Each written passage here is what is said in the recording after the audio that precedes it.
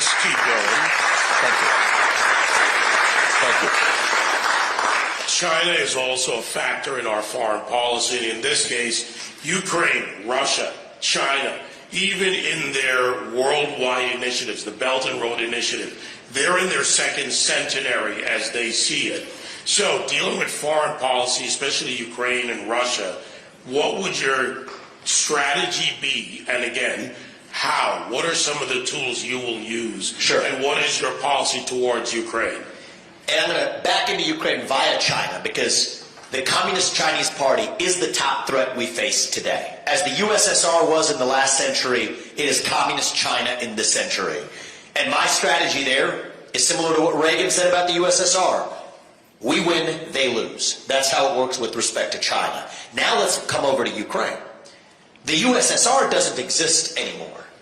And I don't believe that this conflict advances U.S. interests. And I worry that we have an establishment in both parties that's not only depleting critical stockpiles in this country and spending $200 billion of our own money that could be better utilized to protect our own homeland, our own border, instead of somebody else's. That's just the beginning of it. I worry, and this is not just about Joe Biden. This is about other leaders in the Republican Party, people in this presidential race, neocons from Nikki Haley to Mike Pence to others, who are marching us into potentially World War III. And I think that that is a dangerous set of steps when we have no clear red lines of what Russia's red lines are. So my focus as Commander-in-Chief will be negotiating peace diplomatically in a fair and reasonable deal that has our eyes wide open to the facts. Is Vladimir Putin a craven dictator? Yes, he is. But just because Putin is bad does not mean that Ukraine is good. This is a country that has banned 11 opposition parties, consolidated state media TV into one arm, praising a Nazi in his own ranks and applauding last week, threatening the United States that they won't hold their elections unless we fork over more money.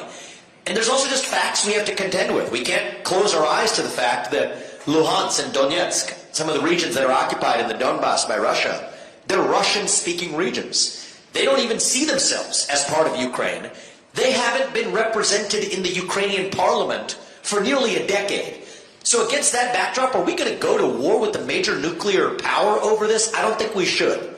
So I'll negotiate a reasonable peace deal that allows Ukraine to come out, yes, with its sovereignty intact, make a commitment that NATO will not admit Ukraine to join NATO, but in return, I'm going to have a requirement for Russia. They have to exit their military alliance with China. The Russia-China military alliance is the single greatest threat that we face today. And we have to disband that alliance. That will be my requirement in that deal. That advances American interess. It significantly reduces the risk of World War III, almost to near zero, if we do this right. And what I worry about right now is that you have Joe Biden in the White House now, but a bunch of Republicans, most of this presidential field, that is on the same side of this issue, a pro-war establishment that in many cases has vested interests in this country going to war, which is sad, but it's the truth. And it takes an outsider who isn't captured by those interests to lead us to peace, to declare independence from China, to grow this economy at home, protect our own homeland, put the interests of Americans first. And that's going to be my foreign policy as the next president. All right.